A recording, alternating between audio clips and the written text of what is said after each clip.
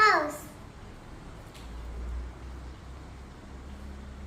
ഇതാണ് എൻ്റെ പൂച്ചക്കുട്ടി പപ്പിക്കുട്ടി. ഇനി നമുക്ക് അകത്തോട്ട് പോവാം.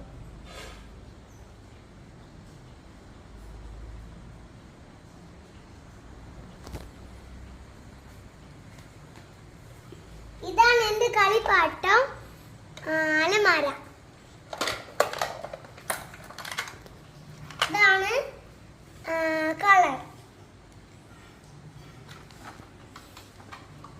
ഇത് ടയർ കളിപ്പാട്ടം. ഇത് സൈക്കിളിന്റെ അടച്ചു